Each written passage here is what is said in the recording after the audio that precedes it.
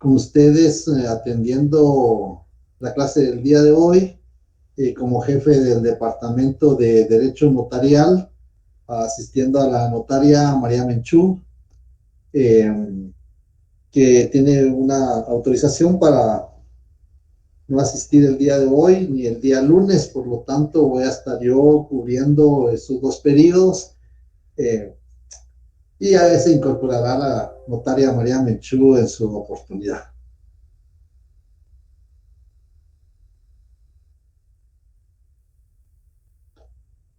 Buenas noches, señores estudiantes. Vamos a iniciar a trabajar el tema del número 1 del programa. Bienvenidos en nombre de la Dirección de Área y la Jefatura del Departamento de Derecho Notarial. Nos permitimos darle la más cordial y fraternal bienvenida a su octavo semestre en el curso de Derecho Notarial. Vamos a iniciar en el tema los elementos personales del instrumento público.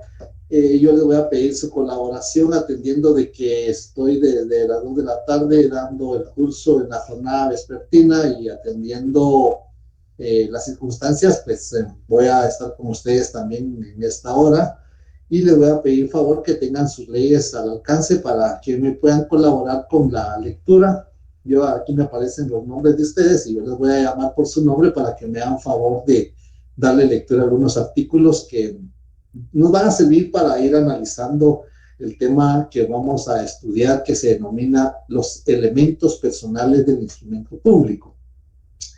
Para iniciar el tema me voy a permitir hacer una recapitulación según la notaria María Menchú, que vieron en el semestre pasado, y el día lunes parece que ya hicieron también un breve recordatorio. Sin embargo, voy a tocar dos temas importantes de que integran esta parte del programa, elementos personales del instrumento público. Primeramente, ¿qué es un instrumento público? Eso es lo primero que tenemos que tener presente, porque debemos de saber cómo vamos a ubicar en cada uno de los instrumentos que tenemos facultad de autorizar, qué elementos personales vamos a consignar al redactar los instrumentos públicos. Bien, un instrumento público es un documento autorizado por notario, producido para probar, probar, 2, solemnizar, y 3, asegurar la eficacia de sus efectos. Ese es un instrumento público. Es el documento autorizado por notario, producido para, probar, es decir, para demostrar, para acreditar los derechos, las obligaciones que las partes, que surgen entre las partes por el otorgamiento del instrumento público, que lógicamente contiene un negocio jurídico o un contrato. Entonces ahí tenemos el elemento, probar, demostrar, probar dentro de juicio o probar fuera de juicio, solemnizar. Acordémonos de que la legislación guatemalteca y la doctrina califican a ciertos contratos como solemnes. Son contratos solemnes aquellos contratos que para su validez requieren de algún requisito especial. Ese requisito especial pues es que consten en escritura pública. Si no, no tienen validez. Son muy pocos los contratos que están calificados por la legislación civil como contratos solemnes, que para su validez deben de constar en escritura pública. Acordémonos que para el artículo 1574 del Código Civil determina las formas de contratar. Y se puede contratar verbalmente, se puede contratar por escrito, se puede contratar por teléfono, ahora por correo, hasta por un mensaje de texto. Se puede contratar por acta levantada ante el alcalde, se puede contratar en documento privado y se puede contratar en escritura pública. Es decir, que hay varias formas como poder contratar. Sin embargo, hay contratos que por su naturaleza deben de constar en escritura pública. Esos contratos que por su naturaleza deben de constar en escritura pública los podemos clasificar en dos grupos. El grupo de contratos calificados como solemnes, que la legislación exige que para su validez consten en escritura pública, por ejemplo, el mandato, 1668 del Código Civil exige que el mandato debe constar en escritura pública. La renta vitalicia también debe de constar en escritura pública para su validez. La donación entre vivos también es otro contrato solemne. Son muy pocos los contratos solemnes que para su validez deben de constar en escritura pública. Sin embargo, acordémonos que los contratos se clasifican también en contratos civiles y contratos mercantiles. Ahí estábamos hablando de contratos civiles. Dentro de los contratos civiles, de conformidad con el artículo 16 del Código de Comercio y el 771 del Código de Comercio, pues vamos a tener las clases de contratos solemnes. Y son pocos también. Está la constitución, la modificación, la fusión, la transformación, la liquidación de sociedades mercantiles. Deben de constar en escritura pública. Y el fideicomiso. El fideicomiso debe de constar en escritura pública. El fideicomiso se puede constituir por contrato o se puede constituir por testamento. Y entonces volvemos otra vez a la clasificación, civiles y mercantiles. Bien, entonces ya que hemos tenido esa idea de los contratos que deben de constar en escritura pública, ¿qué es un instrumento público? Porque una escritura pública es un instrumento público, es un documento que el notario autoriza, y como consecuencia de eso vamos a encontrar que tenemos 7 instrumentos públicos que podemos autorizar como notarios. ¿Cuáles son esos instrumentos públicos? Bueno, pues ustedes ya los vieron en el semestre pasado. La escritura matriz, el acta de protocolación, la toma de razón de legalización de firma, la transcripción del acta notarial que autoriza el testamento cerrado. Esos 4 los encontramos regulados, 3 en los artículos 8 y 9 del Código de Notariado, y el cuarto lo encontramos regulado en el artículo 962 del Código Civil. Ahí están esos 4. Por eso hice la pausa ahí. Esos 4 son los que deben de constar en el protocolo. Esos son los que deben de constar en hojas de papel sellado especial para protocolo. Son 4 instrumentos públicos. 3 que están regulados en el Código de Notariado, artículos 8 y 9, y 1 que está regulado en el Código Civil, artículo 962 del Código Civil. Y entonces vamos a utilizar hojas de papel sellado especial para protocolo. Son 4. Y luego tenemos los otros que van fuera del protocolo. Los otros instrumentos que van fuera del protocolo vamos a encontrar que son solo 3. El acta notarial, el acta de protocolación y la toma de razón de legalización de firma. Son 3 instrumentos públicos que se redactan fuera del protocolo. ¿Qué clase de papel usamos? Pues ahí vamos a utilizar papel bond, que puede ser tamaño carta, tamaño oficio. ¿Cuál es el fundamento jurídico? El fundamento jurídico para la clase de papel o la clase de soporte que vamos a utilizar en los instrumentos públicos que van fuera del protocolo, perdón, solo les voy a grabar la clase para que así la licenciada cuando ella se incorpore pueda recapitular o pueda tener contenido de la clase. Disculpen, esto...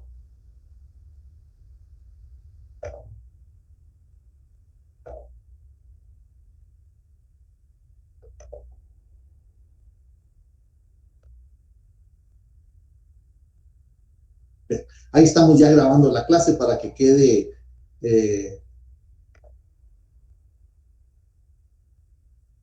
lo que vamos a platicar hoy y la licenciada pueda entonces ya tomar el rumbo cuando se incorpore.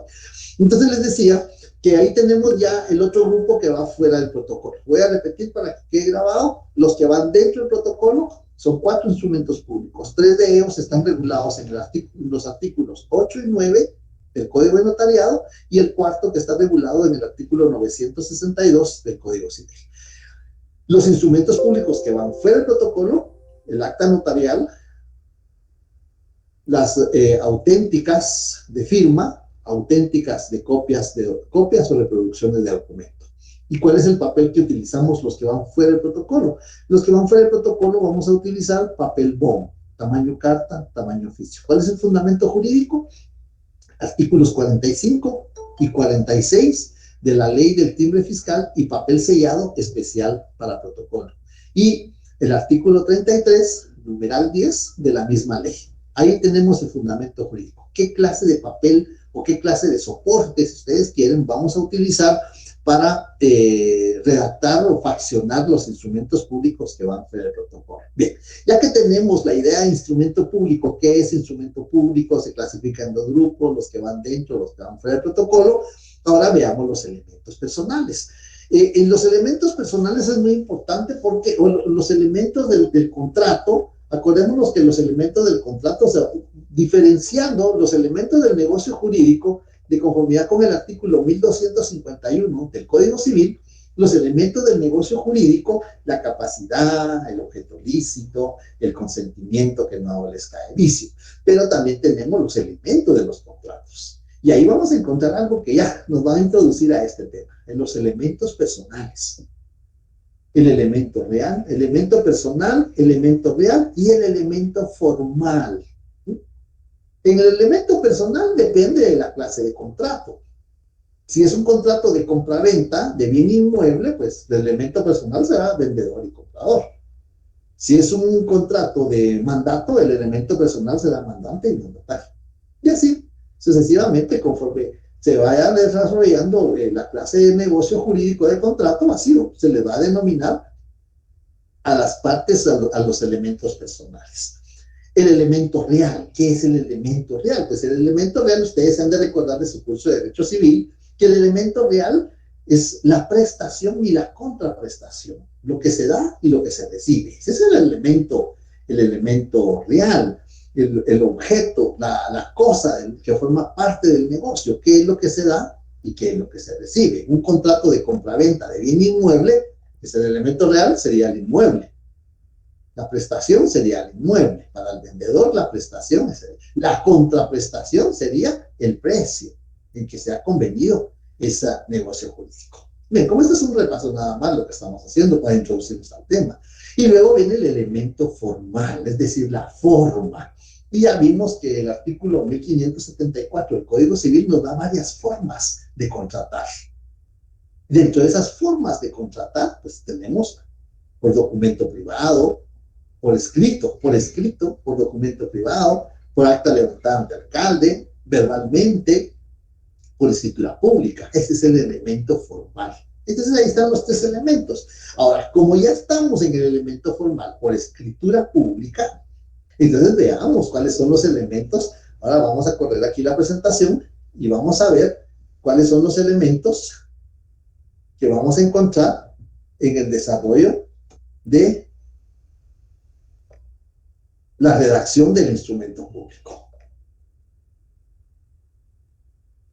Veamos aquí. Muy bien, ahí estamos. Entonces tenemos ahí cuáles son los elementos que vamos a encontrar. Vamos a encontrar distintos elementos. Cuando nosotros redactamos el instrumento público, pues tenemos nuestro soporte, es decir, el papel que vamos a usar. Para la escritura matriz o la escritura pública, pues vamos a utilizar el papel sellado especial para el protocolo. Este es un impuesto. De conformidad con el artículo 6 de la ley del timbre fiscal y papel sellado especial para el protocolo, este es un impuesto. Ahí hay los impuestos regulados. El impuesto del timbre, que puede pagar cualquier persona puede ir a obtener timbres. Yo he visto que venden en librerías o venden en algunos lugares, venden timbres, en el registro mercantil venden timbres fiscales, algunos estanquillos que venden timbres fiscales a cualquier persona. Pero las hojas de papel sellado especial para el protocolo, de conformidad con el artículo 9 del Código de Notariado, solo se lo distribuyen, no se lo venden porque no es en propiedad, pero se lo dan, se lo proporcionan a los notarios. Al notario en nombre propio, o yo como notario puedo delegar a otro notario, en ese caso solo a otro notario. Para timbres puedo delegar a procurador, secretario, asistente, cualquier persona que me pase el favor, pero para protocolos solo puedo delegar a otro notario, de conformidad con el artículo 9 del Código de Notariado. Entonces, ya tenemos las hojas de protocolo que nos venden por lotes de 55, cada hoja vale 10 quetzales, pagamos 500 quetzales, nos dan 55 hojas. por la comisión a que tenemos derecho de conformidad con el artículo 28 de la ley del timbre fiscal y papel sellado especial para protocolo. Entonces ahí tenemos prácticamente como qué es lo que vamos a redactar. Pero para redactar tenemos que saber qué debe de contener, qué vamos a consignar en las hojas. Y vamos a encontrar que en el artículo 13 del Código de Notariado vamos a encontrar las formalidades que debemos de observar en el protocolo. Artículo 13 del Código de Notariado. Hay que estudiarlo, hay que leerlo, porque ahí se va a centrar parte de nuestra mayor actividad del desarrollo del tema del notariado 2. Además del artículo 13, acordémonos de que ya estamos en el instrumento público y el instrumento público tiene 3 clases de requisitos de forma, 3 clases de requisitos de forma. Esenciales, artículo 29, no esenciales, artículo 31, y especiales, para el caso de testamentos y donaciones por causa de muerte. Ya estamos ahí. Ahora veamos las personas que vamos a consignar. ¿Cómo vamos a consignar a las personas cuando estamos redactando el instrumento público? El sujeto no está regulado en la legislación guatemalteca. Si la doctrina, acordémonos que el derecho notarial es un conjunto de principios doctrinarios, es un conjunto de principios doctrinarios y normas jurídicas. Es decir, los principios doctrinarios es la doctrina, la teoría, lo científico. Y adentro, el contenido desenvoltorio de lo científico, adentro está las normas jurídicas. Acordémonos que las normas jurídicas del derecho notarial se clasifican en 3 grupos.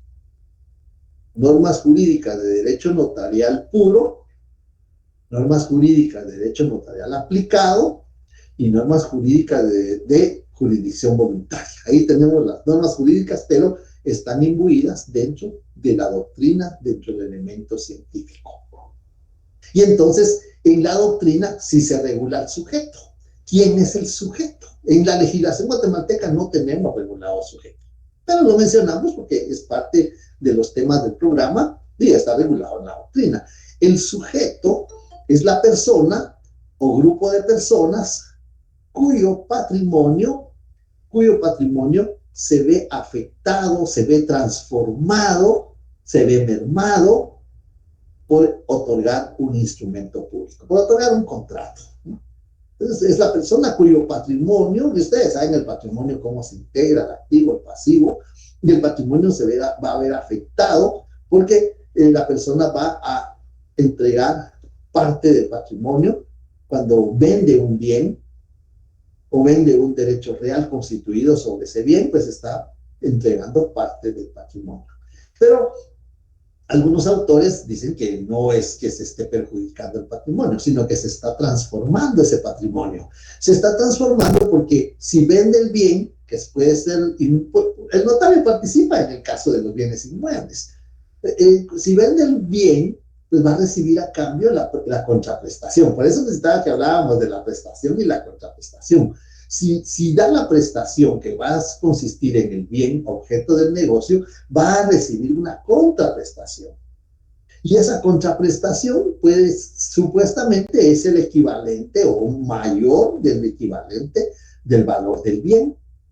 Y con eso, por eso los totalistas mencionan que se transforma el patrimonio, porque con eso puede adquirir 2 en lugar de 1, vendió 1, va a comprar 2, o vendió 1 y va a comprar varios bienes muebles. Es decir, el patrimonio, lo que está sucediendo es que se está transformando. El sujeto puede ser una persona individual o puede ser una persona jurídica. Entonces ahí tenemos el sujeto. El sujeto no está regulado en la legislación guatemalteca. Luego tenemos el otorgante. El otorgante. ¿Otorgar qué es otorgar? Otorgar es dar. Otorgar es dar autorización, dar permiso, dar algo. Eso es otorgar. Pero en derecho notarial nos interesa que nos den algo muy importante, algo que es esencial para la validez del negocio jurídico, 1251 del Código Civil. Nos interesa en derecho notarial que las personas que llegan a solicitar nuestros servicios profesionales den algo. Den algo. ¿Qué es lo que van a dar? Pues otorgante es la persona que en nombre propio o en representación de otro da el consentimiento. Eso es lo que da, el consentimiento. ¿Para qué? Para realizar un negocio jurídico, para realizar un contrato. Entonces, ahí tenemos el otorgante. Otorgar es dar. ¿Qué da el otorgante? Da el consentimiento. ¿Y cómo se da el consentimiento? Porque pueden decir sí, cuando dicen sí, pero uno va leyendo y la persona sí. Hasta dice sí, está bien. O sea, por gestos de voz, le dice sí, me parece, está bien. O le dice no, no estoy de acuerdo, no me parece. Y te hagas así. Entonces, ahí se está exteriorizando el consentimiento, pero ¿cómo atrapamos nosotros ese consentimiento? ¿Cómo capturamos ese consentimiento? Para que quede plasmado, para que quede plasmado en el instrumento público, porque el contrato es lo que las partes acordaron. Este es el instrumento público que contiene el contrato, lo que las partes convinieron. Aquí está el continente, el continente. Y el contenido es el negocio jurídico, es el contrato, cómo lo convinieron, cómo lo acordaron. Ese es el contenido. Cómo capturamos ese consentimiento. Porque las palabras se las lleva el viento. Hoy me dice sí y mañana me dice, yo no dije sí, yo no dije que sí, yo no recuerdo. Para evitar eso necesitamos capturar ese consentimiento. Y lo vamos a capturar con la firma, con la firma. La definición de firma. Ustedes todos firman, todos tienen una firma. Legible o ilegible, todos tienen una firma. En su documento personal de identificación está la firma. En sus documentos mercantiles, sus tarjetas de débito, de crédito, ahí está la firma. Pero nos interesa capturar esa firma. La definición de firma. La firma es la representación gráfica del consentimiento. Así lo definen los tratadistas de derecho notarial. La firma es la representación gráfica del consentimiento. Y cuando la persona no puede porque tiene algún problema físico, tiene alguna lesión temporal, algún problema temporal o definitivo, no puede firmar. No puede o no sabe. No tienen, hay muchas personas, solo el 3% de la población llegan ahí donde ustedes están sentados. Bueno, sí, están sentados, me imagino que están sentados. Entonces, solo el 3% de la población llega. Bueno, a la educación, ahí donde están sentados ustedes menos. Pues hay personas que no tienen esa dicha, ese privilegio de poder escribir. Pero no saben firmar. O sea, que no pueden o que no saben. Porque no han tenido ese privilegio, esa dicha que tienen ustedes de tener una formación, una preparación, de saber firmar. Ese es un gran privilegio. Desde las épocas remotas, desde antes de Cristo. Los escribas, los escribas, los tabeliones, los lológrafos, ellos tenían esos privilegios porque sabían leer y escribir. La mayoría no. Y igual estamos ahora. En nuestro medio hay mucha gente que no puede leer y escribir, lamentablemente.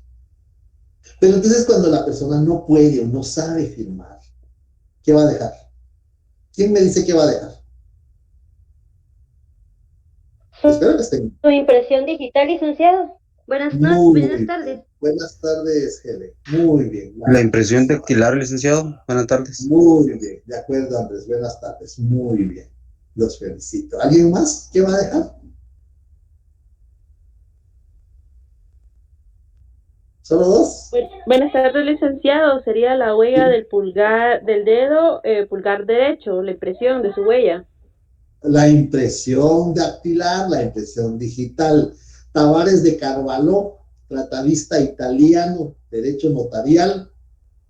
Y se van a recordar ustedes de una canción que dice que no quede huella, porque en derecho notarial no hay huellas. Podrá haber en criminalística, en procesal penal o cualquier otro, en derecho notarial no hay huellas. Tavares de Carvalho, el ser humano no deja huella. No tenemos. Lo que podemos dejar es la impresión dactilar o la impresión digital. Y así lo regula el artículo 29, numeral 12. Artículo 29, numeral 12 del Código de Notariado, así lo regula. La persona que no pueda o no sepa firmar dejará su impresión digital o dactilar del dedo pulgar derecho u otro, que puede ser el izquierdo o puede ser el meñique, el medio, el índice, otro u otro que especificará el notario. Es decir, si la persona no puede, porque tiene lesionada la mano derecha, no puede dejar la impresión dactilar del dedo pulgar derecho, tendrá que dejar la impresión dactilar del dedo pulgar izquierdo. Y lo tiene que especificar el notario en el instrumento público. Pero tenemos que tratar con sutileza a nuestros clientes. Les digo con sutileza porque yo he leído a alguien que por ignorar firmar. No, si nuestros clientes nos pagan nuestros honorarios. No le podemos decir ignorante. Entonces vamos a redactarlo muy sutilmente. Quien por el momento no puede firmar o quien no puede firmar. O quien por no poder firmar deja la impresión digital del dedo pulgar izquierdo. Deja la impresión digital del dedo medio derecho. Tenemos que especificarlo porque así lo requiere el artículo 29, numeral 12. Yo les voy a pedir favor que lo lean, solo quiero avanzar un poquito más. Si hay alguna duda, algún comentario, no se preocupen en interrumpir, por favor, un favor me harían. Estoy hablando desde las 2 de la tarde, tengo la jornada de la tarde, estamos ahorita en la jornada de la noche.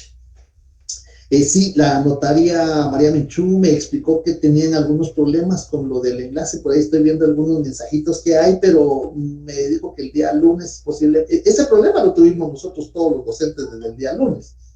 Desde el día lunes tuvimos el problema de los enlaces. Yo no pude dar la clase en la primera hora del día lunes. Y en la segunda clase la pude dar casi media hora nada más y me afectó seriamente. Entonces, les pedimos que tengan paciencia. Ya se les va a mandar el enlace a sus correos, el código de la Classroom, por medio de ahí quedan sus correos electrónicos. Y a través del calendar se les va a enviar también el enlace pero denos un poquito de paciencia porque todavía están ahí organizándose. Bien, entonces les decía que estábamos viendo lo del otorgante, que otorga el consentimiento. Muy importante. Tal vez no tanto qué es otorgante, porque es tan sencillo, otorgar es dar, pero ¿qué da?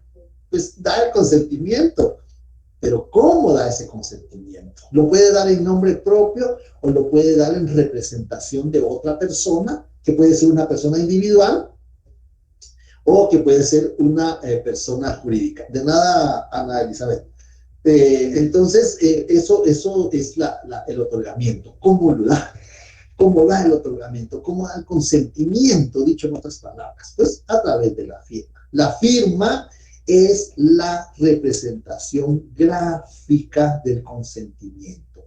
Y cuando la persona no puede o no sabe firmar, dejará la impresión dactilar del dedo pulgar derecho u otro que especificará el notario. Pero aquí hay algo que no se deben olvidar, que debe de firmar una persona a su ruego.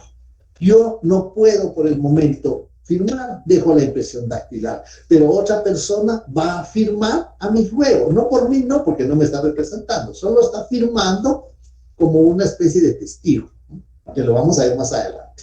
No sé si hay alguna duda, algún comentario, alguna observación. No sé si estoy hablando muy rápido también. en este caso sería la figura del testigo idóneo. Bueno, ¿qué es la idoneidad? Pues la idoneidad es cuando no se tiene algún impedimento, cuando no se tiene alguna prohibición. Y vamos a ver quiénes pueden ser testigos idóneos en el ejercicio de la función notarial. No en el ejercicio, no, perdón, como auxiliares del notario. Porque los testigos son auxiliares del notario, le ayudan al notario. Licenciado, buenas tardes. Buenas tardes, Isauro. En ese O sentido, cuando una Lauro, persona, Lauro. Lauro Roberto, perdone, cuando una persona, digamos, no pueda firmar por algún impedimento, digamos que tuvo un accidente o algo, ¿verdad? Entonces se solicita un testigo a ruego. ¿Sí? Pero tiene que firmar, dejar la impresión dactilar.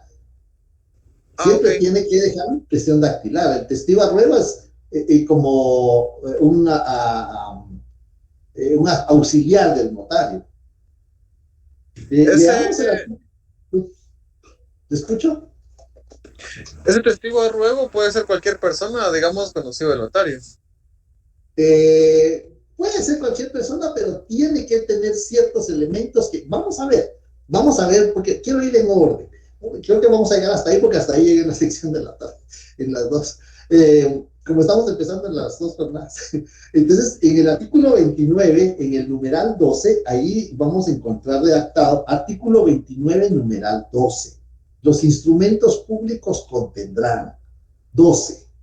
Las firmas de los otorgantes, ahí está el término, si quieren ustedes lo pueden subrayar, ahí está un elemento personal, otorgante, y de las demás personas que intervengan. Pues, ¿quién más puede intervenir? Y demás personas que intervengan, ya lo vamos a ver. Y la del notario, precedida de las palabras ante mí. Esa es la autorización. ¿Cómo autorizamos los instrumentos públicos? La firma precedida de las palabras ante mí. Si el otorgante no supiere o no pudiera firmar, pondrá la impresión digital del dedo pulgar derecho. Y en su defecto, otro que especificará el notario, firmando por él un testigo. Y si fueren varios los otorgantes que no supieren o no pudieran firmar, lo hará un testigo por cada parte o grupo que represente un mismo derecho. Entonces, ahí está el fundamento jurídico. Entonces, en ese caso, testigo que sería prácticamente quien va a coadyuvar en el ejercicio de la función del notario, es decir, en el ejercicio profesional. Bien, no sé si hay alguna otra duda, algún otro comentario. Ya más adelante, yo sé que se quedó con una inquietud todavía, pero más adelantito se lo voy a comentar para no adelantarnos a los temas. No sé si hay alguna otra pregunta, alguna otra duda. Ya vimos que es sujeto, estamos viendo que es parte. Luego vienen ahí las calidades para intervenir, porque las calidades es el otorgante es quien da el consentimiento, pero también tenemos que ver que tenga las calidades, que sea capaz, que sea mayor de edad en primer lugar, y si está actuando en nombre de otro, porque el otorgante es el que da el consentimiento en nombre propio o en representación de otro. Hay que ver si está facultado, si yo tengo un mandato y si tengo facultades para poder disponer de los bienes de mi mandante. Entonces, eso también son parte de las calidades que se necesitan para poder que el otorgante pueda dar el consentimiento. Luego viene el compareciente. El compareciente es la persona que está ante el notario, quien comparece, quien está presente ante el notario. ¿Para qué? Uno, solicitándole su intervención, es decir, el principio de rogación. ¿Se recuerdan ustedes? Artículo 1 del Código Notariado. El notario solo puede actuar a requerimiento de parte o por disposición de la ley. El principio de rogación. Y entonces ahí tenemos prácticamente que el compareciente es la persona que llega ante el notario a requerirle su función notarial, a requerirle su asesoría, a requerirle que ejerza su profesión en cuanto al caso que se le va a plantear. Entonces él es el compareciente, que comparece en nombre propio o también comparece en representación de otra persona. Pero tenemos que tener mucho cuidado porque en las escrituras públicas o en la escritura matriz es compareciente, otorgante. Y muchas veces, yo diría que siempre el compareciente es el otorgante. Es el mismo, se reúnen las dos calidades, comparece y otorga, ¿sí? Salvo que esté en representación de otro, porque ahí sí, el que está dando el consentimiento es el representado, pero a través de sus representantes. Pero hay que tener mucho cuidado porque no en todos los instrumentos públicos. Por eso quería hacerles una recapitulación de cuántos instrumentos públicos podemos autorizar. Y vimos 7 instrumentos públicos, 3 dentro del protocolo, 4 dentro del protocolo y 3 fuera del protocolo. Pero por esto, porque en las actas notariales no es compareciente. En las actas notariales cambia la denominación. En las actas notariales se llama requirente o requiriente. Y está regulado en el artículo 61 del Código Notariado. Andrés, ¿me hace favor? Artículo 61 del Código de Notariado. Andrés Melgar. Ahorita. Por favor.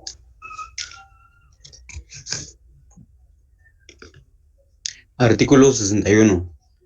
El notario hará constar en el acta notarial el lugar, fecha y hora de la diligencia, el nombre de la persona que lo ha requerido, los nombres... Ahí estamos bien, hasta ahí. Ahí para el nombre de la persona que lo ha requerido. Ahí está el fundamento.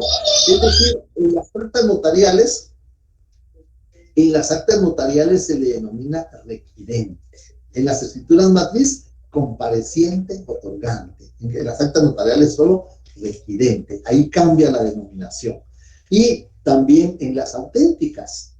En las auténticas de firma, porque las auténticas de copias o de reproducciones de documentos solo firma el notario, no firma la persona, solo el notario. Pero en las auténticas de firma, debo pedir favor a Milcar Leonel. Ya les pegué aquí la nómina. ¿Está, Milcar?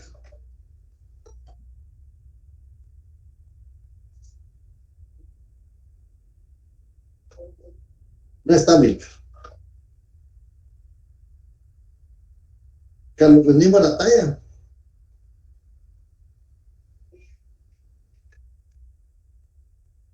No está Carlos. Elena Abigail. Buenas tardes, Lee. Ahí está Elena, muy bien, gracias Elena. Hágame favor, Elena, leamos por favor el artículo 55, literal A, por favor, del Código Notariado. Ok, ahorita voy. Muy bien.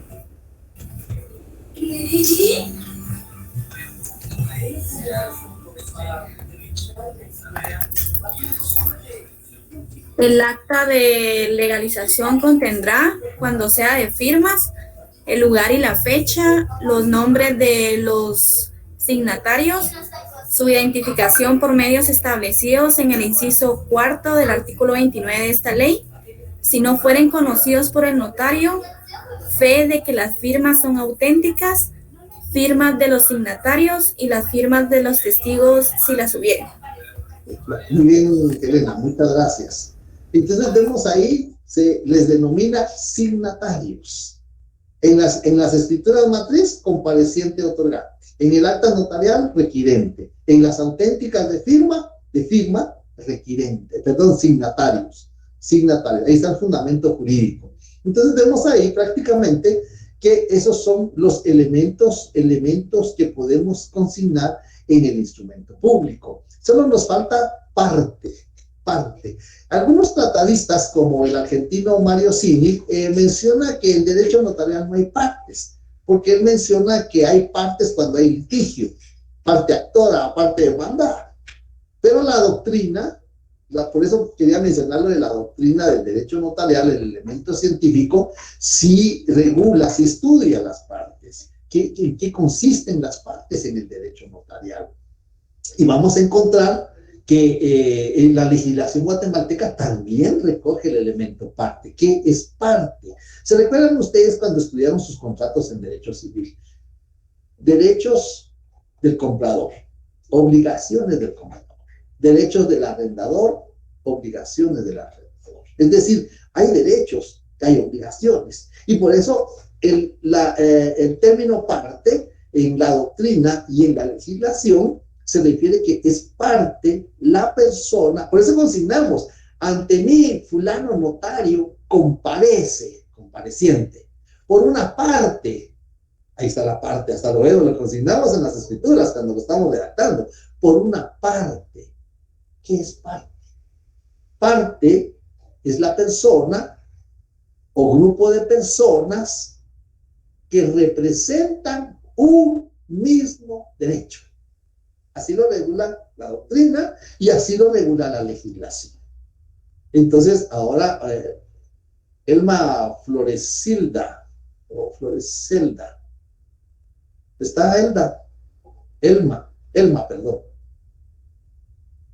Sí, licenciado. Hágame favor, artículo 29, numeral 12, Elma, por favor. Del Código de Notariado. Dice, numeral 12, las firmas de los otorgantes y de las demás personas que intervengan y las del notario precedida de las palabras ante mí, si el otorgante no supiere o no pudiere firmar, pondrá la impresión digital de su dedo pulgar derecho y en su defecto otro que especifique el notario, firmando por él un testigo, y si fueren varios los otorgantes que no supieren o no pudieren firmar, lo hará un testigo por cada parte o grupo que represente un mismo derecho. Cuando el propio notario fuere el otorgante, podrá antes de firmar la expresión por mí y ante mí. Muy bien.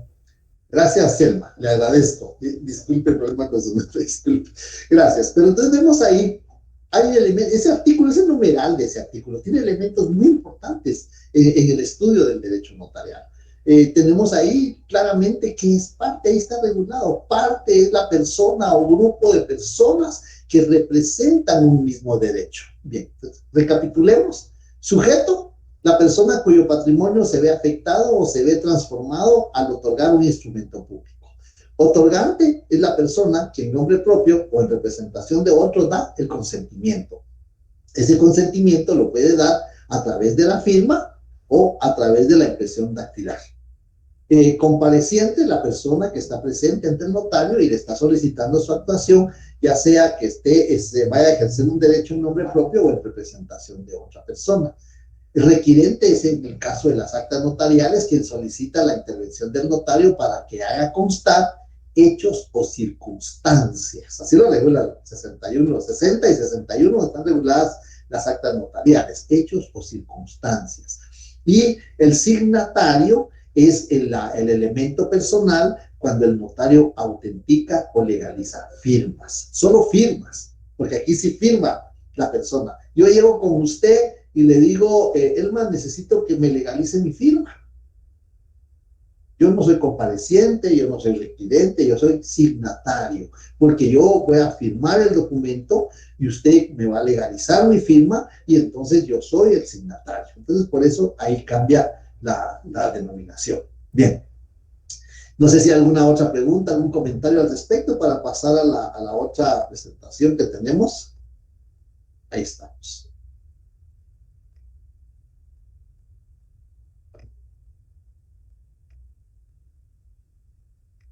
Bien, ¿se recuerdan cuando decimos, ¿y qué más partes y demás personas que intervengan? ¿Quiénes más van a intervenir? Pues aquí está, ¿quiénes más van a intervenir? Y por aquí están la pregunta que me hacía el otro estudiante hace un momentito. Pero no me quería adelantar al tema para no confundir. No sé si hay alguna duda, algún comentario de lo que hemos visto.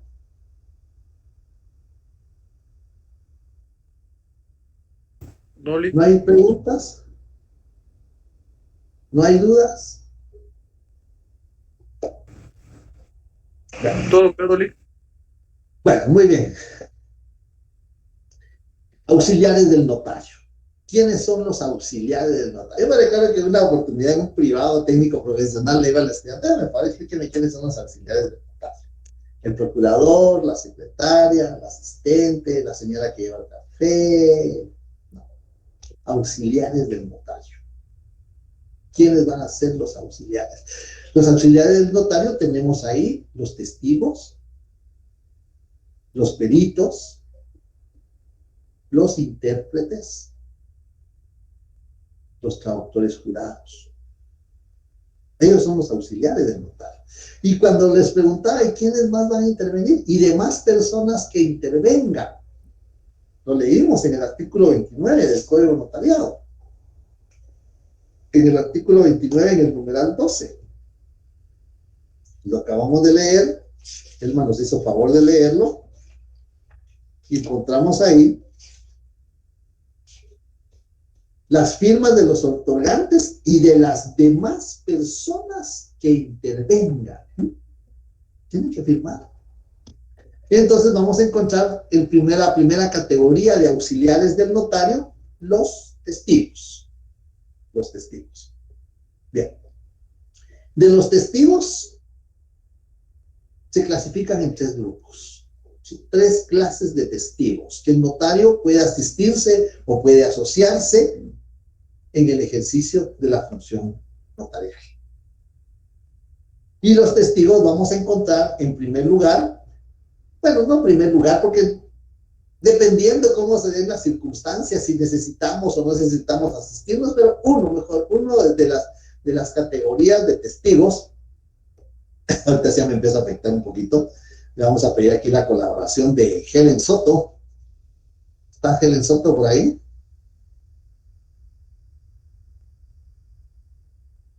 No está Helen. Bien. Vamos a encontrar que una de las categorías de testigos Sí, son... licenciado, aquí estoy, dígame. Muy bien. 51 del Código Notariado, testigos instrumentales. Es el primer grupo que vamos a estudiar. Testigos instrumentales, por favor. Fíjese, mi estimado licenciado, que como yo estudio acá con mi celular, no puedo abrir las 2 vías y no tengo el código manual a la mano, pero ha sido un placer compartir con usted este curso y sobre todo la dedicación y el esmero con que usted nos lo transmite. Muchas gracias, muy amable. Buenas tardes, licenciado. ¿Podría leérselo yo? Carolina Estrada, por favor. Gracias, Carolina. Artículo 51. El notario podrá asociarse de testigos instrumentales en los actos o contratos que autorice, pero si se tratare de testamentos o donaciones por causa de muerte, está obligado a asociarse de los testigos que exige esta ley. Muy bien, muchas gracias, Carolina, le agradezco. Veamos cómo estudiar ese artículo. El notario podrá, es el primer término que tenemos que subrayar al estudiar ese artículo. Podrá, ¿qué quiere decir? Si quiero, lo hago, si no, no. Es facultativo, optativo. Si yo quiero, lo hago. En cualquier acto, el notario podrá asociarse de testigos instrumentales en los actos o contratos que autorice. ¿Me puedo asociar de testigos instrumentales en un contrato de compraventa de bien inmueble? Sí, sí puedo. ¿Me puedo asociar de testigos instrumentales en un contrato de mandato general con representación? Sí, sí puedo. ¿Me puedo asociar de testigos en un contrato de renta vitalicia? Sí, sí puedo. Podrá. Pero ¿de qué depende ese podrá? ¿De qué depende? Acordémonos que, de conformidad con el artículo 186 del Código Procesal Civil y Mercantil, los instrumentos autorizados por notario, aunque ahí dice funcionarios, pero voy a limitar a lo de notario. Los instrumentos autorizados por notario producen fe y hacen plena prueba. 186 del Código Procesal Civil y Mercantil. Producen fe y hacen plena prueba. Entonces, lo que yo autorizo, porque tengo fe pública, con base al artículo 1 del Código Notariado, se tiene por cierto. Sin embargo, yo puedo asociarme, asistirse a testigos instrumentales. ¿En qué casos? Cuando llega la persona, yo le cuento a mis estudiantes en la tarde que un caso en oficina, que la persona llega, pero me cuenta que en unas fiestas de fin de año, cuando era menor de edad, con juegos pirotécnicos, pues le explota una de aquellas morteros o granadas y se cercenó las 2 manos. ¿Cómo firma esa persona?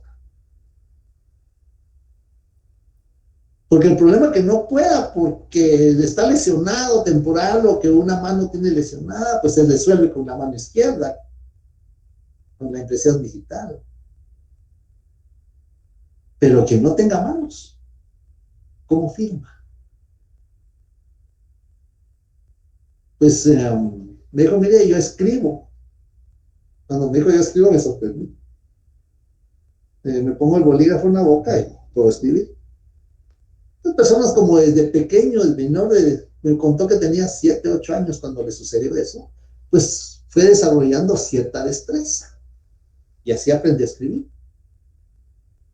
Le dije, no, aquí necesito de testigos instrumentales. En este contrato de compraventa de bien inmueble, necesito de testigos instrumentales. Cuando está comprando, pues no habría ningún problema porque es a su favor. No creo que alguien lo impugne, y si lo impugna, pues muy pocas probabilidades de que sea favorable a la persona que impugna. Pero cuando se está despojando, cuando está siendo sujeto, que su patrimonio se está viendo afectado, ahí sí, puede venir la cónyuge, puede venir los descendientes, pueden venir los ascendientes y decir, mire, ¿y cómo? Si él no puede firmar, si no tiene manos. Me asisto de testigos instrumentales.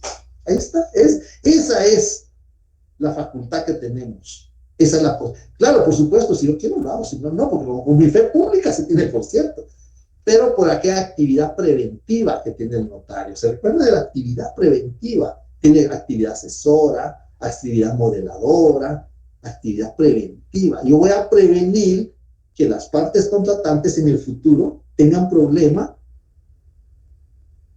por el problema físico que tiene el vendedor. Otro caso, la persona no puede expresarse, tiene problema de hablar, no puede hablar. Balbucea para hablar. Y escribe para comunicarse. Entonces, en este caso, testigos instrumentales. Después van a venir, mire, pues él no puede hablar. Tiene capacidad, es mayor de edad, es capaz, no ha sido declarado en estado de interdicción, pero no puede hablar, le cuesta. Entonces, ahí nos asistimos de testigos instrumentales. Y en otro caso, el último ejemplo, persona que no puede oír.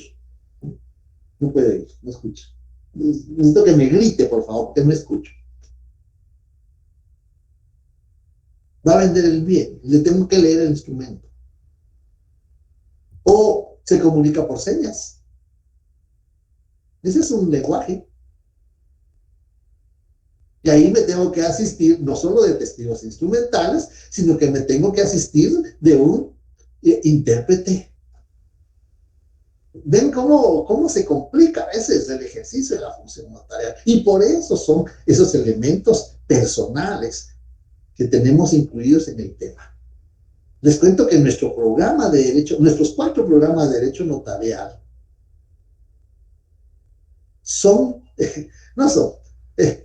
tienen mucha similitud, en un 90% de similitud con los programas de la Universidad del Litoral de la República de Argentina de posgrado de notariado. Es decir, nuestros programas están a ese nivel. Es decir, yo me siento muy satisfecho de que el decano, mi querido amigo, que Dios lo tenga en su gloria, Bonerge Mejía, me concedió la oportunidad de estar en la jefatura del Departamento de Derecho Notarial. Porque haciendo las investigaciones ahí me doy cuenta de que nuestros programas de curso están pero a un nivel de posgrado en la República de Argentina. Entonces, eso es lo que tenemos ahí de los auxiliares del notario, los testigos instrumentales. Esa es la primera parte del artículo. Es que a veces dicen, es que estudiar derecho es fácil, solo es de leer, es de analizar, es de razonar, de investigar, es de investigar. Y la segunda parte, pero nunca faltan los peros. A las 7 terminamos, ¿verdad? Se va a pasar el tiempo cuando usted acostumbrado a esta jornada, entonces se va a pasar bien, ya di clases de la jornada. Pero, nunca falta el pero. Cuando se trate de testamentos y donaciones por causa de muerte, ahí no hay nada que si quiero lado, sino no. Ahí es un requisito especial. ¿Se recuerdan ustedes, cuando estudiaron el semestre pasado, las consecuencias de la omisión de los requisitos de forma? Los requisitos de forma, los esenciales, los no esenciales y los especiales. ¿Cuáles son las consecuencias? ¿Qué pasa si yo omito, como notario, cuando estoy redactando, omito un requisito no esencial? Me van a imponer una multa, una sanción pecuniaria. Eso es lo que va a pasar. Está en el artículo 32 del Código de Notariado. Eso es lo que va a pasar. Nos van a imponer una sanción pecuniaria si yo omito un requisito no esencial. ¿Cuáles son los requisitos no esenciales? Cíteme 3 requisitos no esenciales y cite su fundamento jurídico. Bueno, esa es pregunta. Entonces, bueno, pues la jornada de la tarde, porque como no estoy con ustedes. Entonces, los requisitos no esenciales tienen consecuencias, multa. Y los requisitos esenciales, artículo 33 o 32, da opción a que la parte interesada plantee la nulidad dentro de los 4 años. Cada requisito de forma tiene sus consecuencias. Y los requisitos especiales, los testigos, en el caso de los testamentos, si se omite, de conformidad con el artículo 977 del Código Civil, nulo. No anulable, nulo. Es decir, no existe.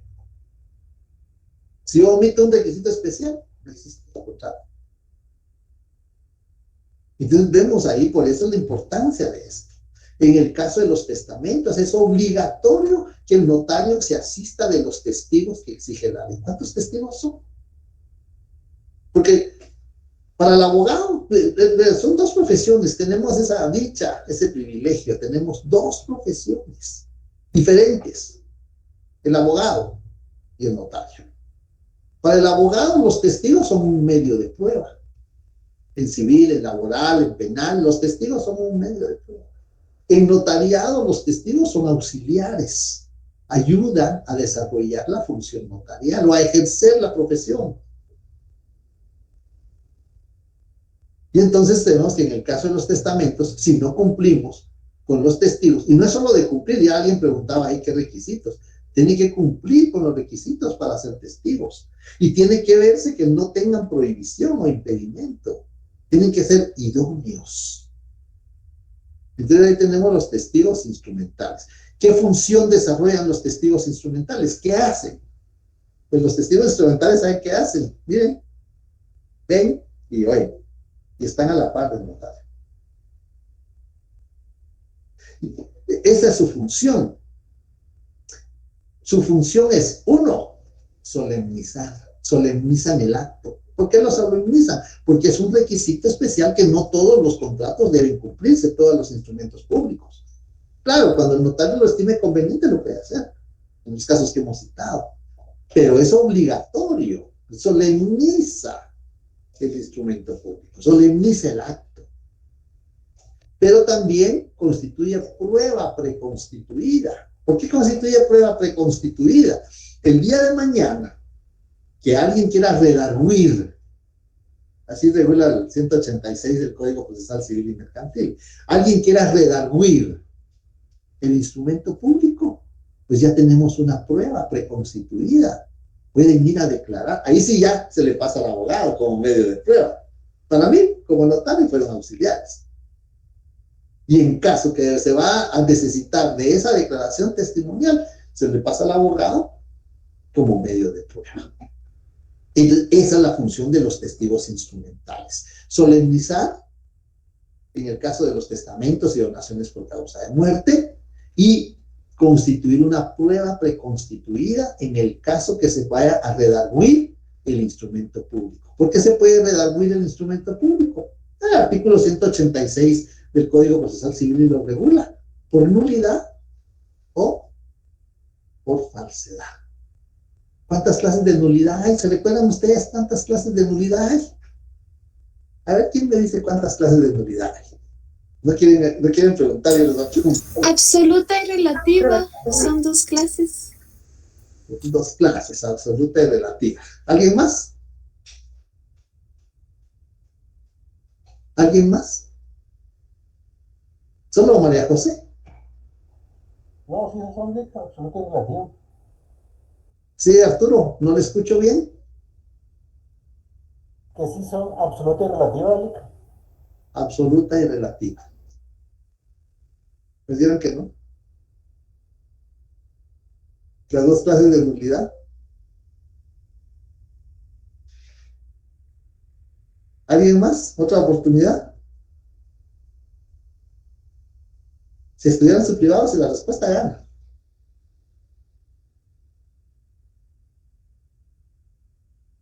Ya nadie quiso hablar.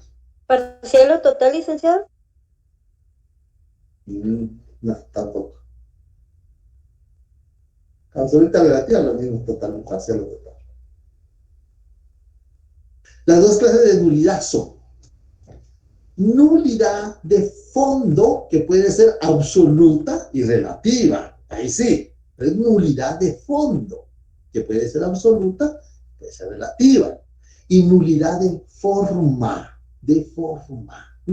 Esas son las dos clases de nulidad.